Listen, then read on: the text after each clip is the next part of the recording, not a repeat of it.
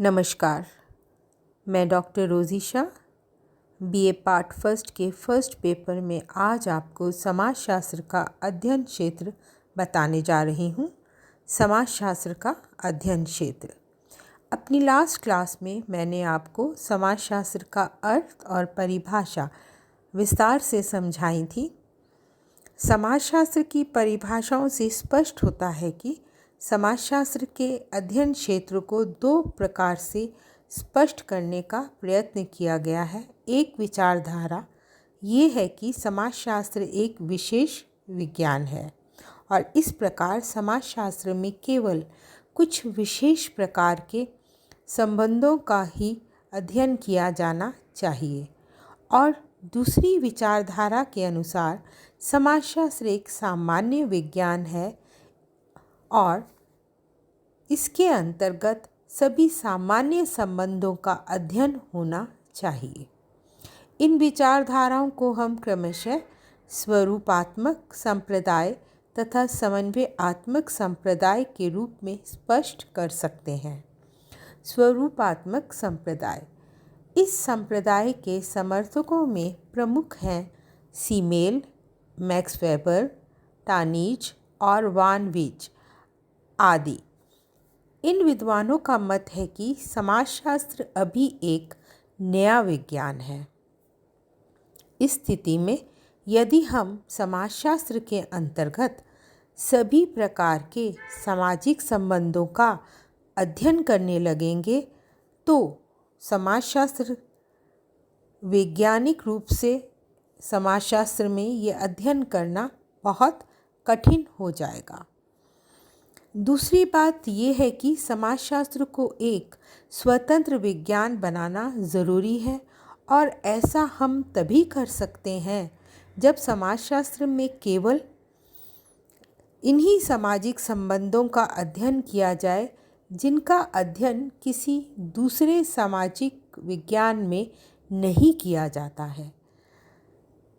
इस संप्रदाय के समर्थकों ने भिन्न भिन्न रूप से अपनी इस बात को समझाने का प्रयास किया है।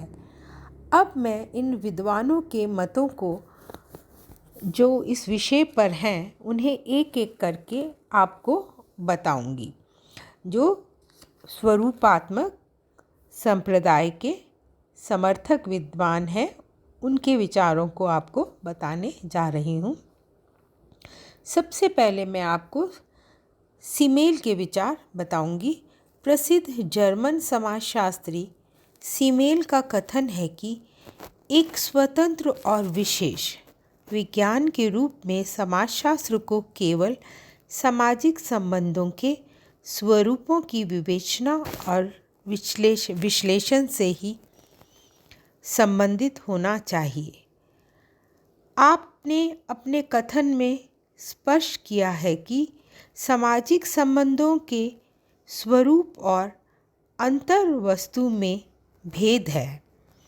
आपका विचार है कि सभी भौतिक तथा अभौतिक वस्तुओं के समान सामाजिक संबंधों का भी एक स्वरूप होता है और इनकी अपनी एक अंतर वस्तु होती है।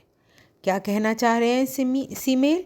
जैसे भौतिक वस्तुओं का स्वरूप होता है उसी प्रकार सामाजिक संबंधों का भी स्वरूप होता है और सामाजिक संबंधों की अंतर वस्तु भी होती है।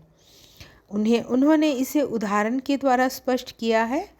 जैसे प्रतिस्पर्धा सामाजिक संबंधों का एक विशेष उदाहरण है जिसका एक स्वरूप होता है और इसकी एक अंतर वस्तु होती है। उदाहरण के लिए यदि हम कहें कि प्रतिस्पर्धा के लक्षण क्या हैं, प्रतिस्पर्धा क्यों पैदा होती है अथवा समाज पर इसका क्या प्रभाव पड़ता है, तो इसका अर्थ है कि हम प्रतिस्पर्धा के केवल बाहरी स्वरूप पर विचार कर रहे हैं, लेकिन इसके साथ ही ये प्रतिस्पर्धा राजनीतिक, आर्थिक, धार्मिक अथवा परिवर्तित अनेक प्रकार की हो सकती है। और ये प्रतिस्पर्धा की अंतर्वस्तु है। सामाजिक संबंधों को इस अंतर्वस्तु का अध्ययन अनेक दूसरे सामाजिक विज्ञानों जैसे राजनीति शास्त्र, अर्थशास्त्र, धर्मशास्त्र आदि में किया जाता है, जबकि समाजशास्त्र में केवल सामाजिक संबंधों के स्वरूपों का ही अध्ययन किया जाना चाहिए।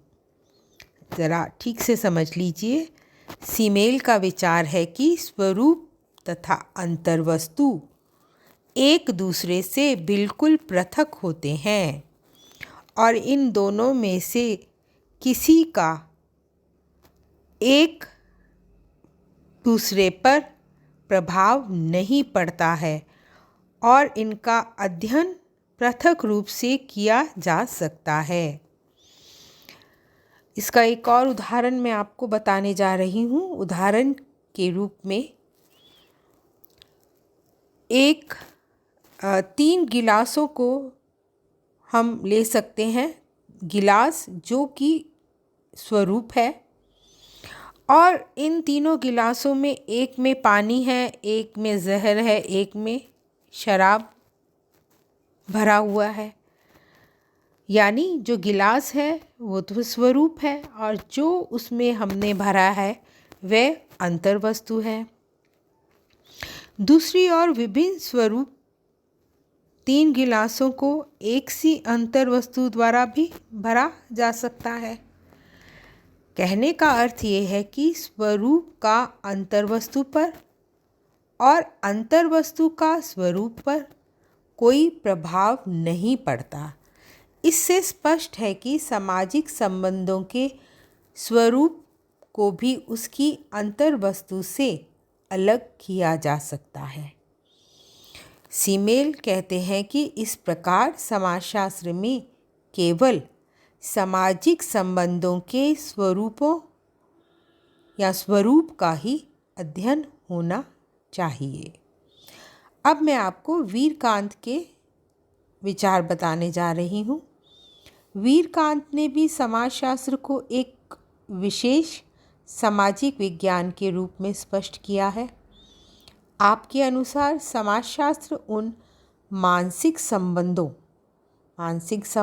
जैसे प्रेम, सम्मान, समर्पण, घृणा आदि का अध्ययन है, जो व्यक्तियों को एक समूह से अथवा एक दूसरे से बांधे रखते हैं। इस प्रकार समाजशास्त्र किसी विशेष समाज का एक ऐतिहासिक अध्ययन नहीं है। समाजशास्त्र केवल उन्हीं संबंधों का अध्ययन करता है जो सामाजिक व्यवस्था को स्थायी बनाए रखते हैं अथवा सामाजिक व्यवस्था में परिवर्तन उत्पन्न करते हैं। इसी अर्थ में समाजशास्त्र एक विशेष विज्ञान है। अब जानिए मैक्स वेबर के विचारों को। समाजशास्त्र सामाजिक क्रियाओं का अध्ययन करने वाला विज्ञान है, ऐसा मैक्स वेबर ने कहा है।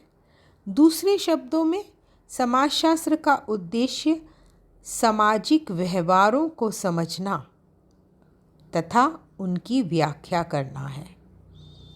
वेबर के अनुसार सामाजिक व्यवहारों का तात्पर्य सभी सामाजिक संबंधों से होता है जिन्हें सामाजिक क्रियाएं कहा जाता है। सामाजिक क्रियाएं वे व्यवहार हैं जो अर्थपूर्ण होते हैं और दूसरे व्यक्तियों के व्यवहारों से प्रभावित होते हैं।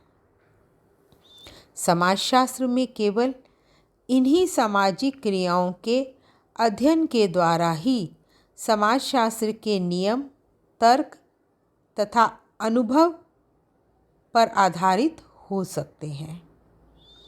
समाजशास्त्र सभी तरह के संबंधों का अध्ययन करने लगेगा तो इसके नियमों में तर्क और अनुभव का अभाव हो जाएगा। तो इस दृष्टिकोण से भी समाजशास्त्र एक विशेष सामाजिक विज्ञान है।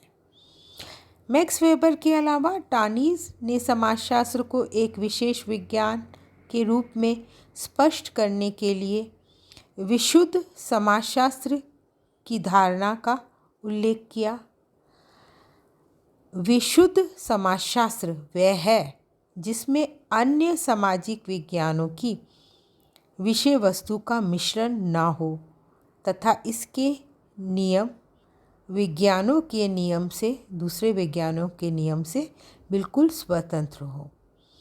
वान वीच ने सामाजिक संबंधों के 650 स्वरूपों का उल्लेख करके समाजशास्त्र के क्षेत्र को इन्हीं स्वरूपों के, यानी जो 650 वान वीच ने स्वरूप बताए, उन्हीं स्वरूपों के अध्ययन से संबंधित माना है। स्वरूपात्मक संप्रदाय की आलोचना भी हुई है, उसे भी हम जान लें। स्वरूपात्मक संप्रदाय के समर्थकों ने अपने कथन को बहुत व्यवस्थित रूप से प्रस्तुत किया है, लेकिन फीचर, जो कि समाजशास्त्री हैं, फीचर कहते हैं कि इन्हें समाजशास्त्री न कहकर सामाजिक दार्शनिक कहना उचित होगा, क्योंकि इन्होंने सामाजिक जीवन की व्यवहारिक प्रकृति को समझने का प्रयत्न नहीं किया। सोरोकिन ने स्वरूपात्मक संप्रदाय की जो आलोचना की है उसे मैं आपको बताने जा रही हूँ। उनकी सोरोकिन द्वारा आलोचना की गई है, उन्हें मैं अलग अलग बिंदुओं में रखकर आपको बताऊंगी। पहला, स्वरूपात्मक संप्रदाय के इस कथन में विश्वास नहीं किया जा सकता कि समाजशास्त्र एक नवीन विज्ञान है, इसलिए इसका अध्ययन क्षेत्र सीमित होना चाहिए। यदि पुरानी मान्यताओं की जगह आज का समाजशास्त्र नई मान्यताओं पर आधारित है, तो इसका तात्पर्य ये नहीं है कि समाजशास्त्र को एक नवीन विज्ञान मान लिया जाए। दूसरी जो उन्होंने आलोचना की है वह इस प्रकार है।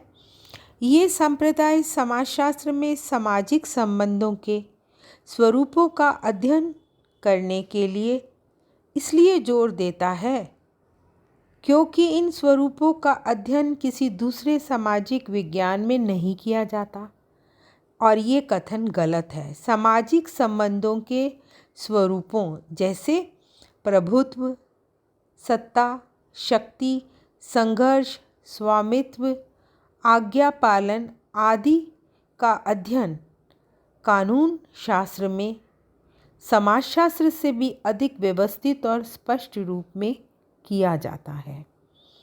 चलिए अब हम सोरोकिन की तीसरी आलोचना के बारे में जानते हैं। सबसे मुख्य बात तो ये है कि सामाजिक संबंधों के स्वरूप और अंतर्वस्तु को एक दूसरे से पृथक नहीं किया जा सकता, ऐसा सोरोकिन का मानना है। सोरोकिन का मत है कि विश्वास किसी तरह भी नहीं किया जा सकता कि सामाजिक संस्था के स्वरूप में परिवर्तन हो जाने पर भी उसकी आंतरिक विशेषताएं पहले जैसी ही बनी रहेंगी, जैसे विवाह, शिक्षा प्रणाली अथवा कानून के स्वरूप में यदि परिवर्तन हो गया है तो हम ये नहीं कह सकते कि उसकी जो आंतरिक विशेषताएं हैं वह वैसी ही बनी रहेंगी। इस प्रकार जब स्वरूप और अंतर्वस्तु को एक दूसरे से पृथक नहीं किया जा सकता, तब समाजशास्त्र में संबंधों के स्वरूप का अध्ययन करने की कल्पना किस प्रकार की जा सकती है। ये आलोचना सोरोकिन ने की है। अब उनका चौथा विचार भी इस संबंध में जान लेते हैं। इस संप्रदाय के समर्थकों ने समाजशास्त्र को एक अन्य विज्ञानों से पृथक करके इसे एक बिल्कुल स्वतंत्र विज्ञान बनाने का प्रयास किया है। लेकिन सोरोकिन कहते हैं कि वास्तव में ऐसा हो सकना संदेहपूर्ण है, क्योंकि सभी सामाजिक विज्ञान किसी न किसी प्रकार एक दूसरे पर निर्भर है। चलिए अब हम दूसरे संप्रदाय के बारे में जानते हैं, समन्वयात्मक संप्रदाय। इस संप्रदाय के प्रमुख समर्थक हैं सोरोकिन, इमाइल दुर्खीम, हाबहाउस, गिन्सबर्ग आदि। इन सभी विद्वानों का विचार है कि समाजशास्त्र एक विशेष विज्ञान नहीं है, बल्कि इसका कार्य संपूर्ण समाज की सभी सामान्य विशेषताओं का अध्ययन करना है। समाजशास्त्र में संपूर्ण समाज का सामान्य अध्ययन करना क्यों आवश्यक है? इसके लिए इस संप्रदाय के समर्थकों ने दो प्रमुख तर्क दिए हैं। एक, समाज की प्रकृति एक जीव रचना की तरह है। जिस प्रकार जीव रचना के सभी अंग एक दूसरे से घनिष्ठ रूप से संबंधित रहते हैं, उसी तरह समाज के सभी पक्ष भी एक दूसरे से संबंधित हैं। इसका तात्पर्य ये है कि समाज को हम तब तक नहीं समझ सकते जब तक कि इसकी विभिन्न इकाइयों के पारस्परिक संबंधों को ना समझ लिया जाए, क्योंकि समाज के एक भाग में होने वाला परिवर्तन दूसरे सभी भागों को प्रभावित करता है। समाजशास्त्र को एक विशेष और स्वतंत्र विज्ञान बना देने से ये कार्य किसी तरह भी नहीं किया जा सकता। और जो दूसरा विचार इस संप्रदाय के समर्थक रखते हैं वह इस प्रकार है, समाजशास्त्र का अध्ययन क्षेत्र इसलिए भी सामान्य होना ज़रूरी है क्योंकि दूसरे सभी सामाजिक विज्ञान समाज के केवल एक विशेष भाग का ही अध्ययन करते हैं और ऐसा कोई दूसरा सामाजिक विज्ञान नहीं है जो संपूर्ण समाज का सामान्य दृष्टिकोण से अध्ययन करता हो। वास्तव में ये कार्य समाजशास्त्र द्वारा ही किया जा सकता है। अब मैं आपको इस संप्रदाय के जो समर्थक समाजशास्त्री हैं उनके विचारों के बारे में बताने जा रही हूँ। सबसे पहले मैं आपको बताऊंगी सोरोकिन के विचार। सोरोकिन का कथन है कि सभी सामाजिक विज्ञान किसी न किसी रूप से एक दूसरे पर निर्भर हैं। इसलिए किसी भी सामाजिक विज्ञान को पूरी तरह से स्वतंत्र नहीं माना जा सकता। इस आधार पर ये कार्य समाजशास्त्र का ही है कि वह विभिन्न सामाजिक विज्ञानों के पारस्परिक संबंधों अथवा उनके सामान्य तत्वों का अध्ययन करे। हम कोई भी क्रिया करें, चाहे वह आर्थिक हो अथवा राजनीतिक अथवा धार्मिक हो अथवा वैज्ञानिक या मनोरंजन संबंधी, सभी क्रियाओं में कुछ तत्व सामान्य अवश्य होते हैं। समाजशास्त्र का कार्य इन सामान्य अंत्य संबंधों का अध्ययन करना है। मैकाइवर का भी कथन है कि समाजशास्त्री होने के नाते हमारी रुचि सामाजिक संबंधों में है। इसका कारण ये नहीं है कि वह संबंध आर्थिक, राजनीतिक अथवा धार्मिक है, बल्कि इसका कारण है कि वे साथ साथ ही सामाजिक भी होते हैं। इस प्रकार समाजशास्त्र का दृष्टिकोण और अध्ययन क्षेत्र आपके अनुसार यानी सोरोकिन के अनुसार, मैकाइवर के अनुसार सामान्य होना आवश्यक है। अब मैं आपको इमाइल दुर्खीम के विचार बताऊंगी।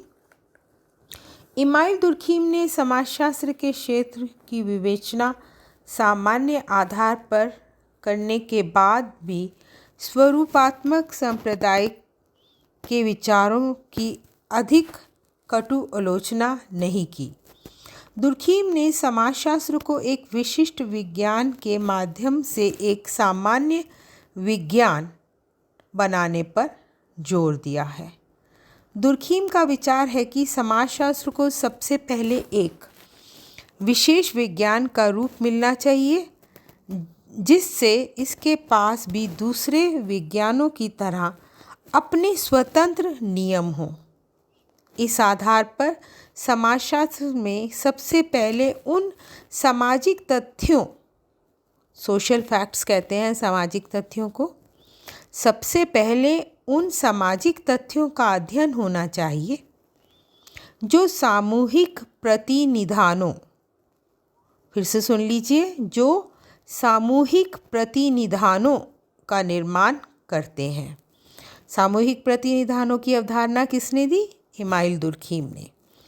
और जिनके द्वारा, यानी सामूहिक प्रतिनिधानों के द्वारा समाज की वैज्ञानिक व्याख्या की जा सकती है।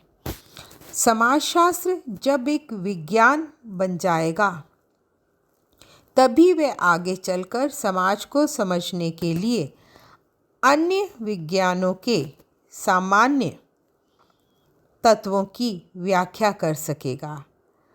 इस प्रकार दुर्खीम के अनुसार ये एक सामान्य सामाजिक विज्ञान बन सकेगा। अगले चैप्टर में मैं आपको सामूहिक प्रतिनिधानों के बारे में विस्तार से बताऊंगी। अब मैं आपको बताने जा रही हूँ टी.बी. बोटोमोर के विचार।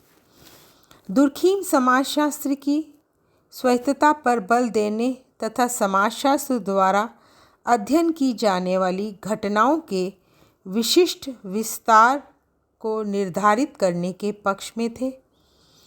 फिर भी वे ये नहीं मानते थे कि समाजशास्त्र एक विशेष विज्ञान बन सकता है अथवा ये कि इसका अध्ययन अन्य विज्ञानों से पृथक रहकर किया जा सकता है। इस दृष्टिकोण से समाजशास्त्र को परिभाषित करते हुए दुर्खीम का कथन है कि समाजशास्त्र सामूहिक प्रतिनिधानों का विज्ञान है। इसे स्पष्ट करते हुए दुर्खीम ने बताया है कि प्रत्येक समाज में, मैं सामूहिक प्रतिनिधानों के बारे में थोड़ा सा आपको बताने जा रही हूँ। दुर्खीम कहते हैं कि प्रत्येक समाज में प्रथाओं व परंपराओं के आधार पर कुछ सामूहिक विचारधाराएं विकसित हो जाती हैं। समाज के सभी सदस्य इन सामूहिक विचारधाराओं के अनुसार ही विचार और व्यवहार करते हैं। कुछ समय पश्चात समाज की यही सामूहिक भावनाएं एक सामूहिक शक्ति का रूप ले लेती हैं।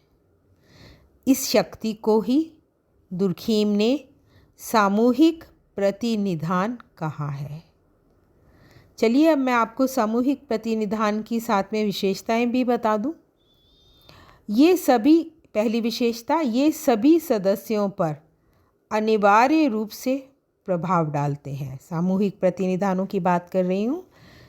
ये सभी सदस्यों पर अनिवार्य रूप से प्रभाव डालते हैं। दूसरा, ये व्यक्ति की शक्ति से ऊपर होते हैं। इन सामूहिक प्रतिनिधानों का अध्ययन करने से समाजशास्त्र समाज का अध्ययन ही नहीं बन जाएगा, बल्कि इसका अपना स्वतंत्र दृष्टिकोण भी होगा। हाबहाउस के विचार जान लीजिए। हाबहाउस ने समाजशास्त्र को समाज के एक सामान्य विज्ञान के रूप में प्रस्तुत किया है। आपका विचार है कि समाजशास्त्र का प्रमुख कार्य विभिन्न सामाजिक विज्ञानों से प्राप्त परिणामों में से सामान्य तत्वों को ढूंढना और उनका सामान्यीकरण करना है। ये कार्य समाजशास्त्र 3 प्रकार से कर सकता है। 1. सभी सामाजिक विज्ञानों की प्रमुख धारणाओं का सामान्य स्वरूप स्पष्ट करके। दूसरा, समाज को स्थायी रखने वाले और समाज को बदलने वाले कारणों का पता लगाकर। तीसरा, सामाजिक विकास की प्रकृति और दशाओं को ज्ञात करके। ये कार्य समाजशास्त्र को एक विशेष विज्ञान बनाकर नहीं, बल्कि एक सामान्य सामाजिक विज्ञान बनाकर ही किया जा सकता है।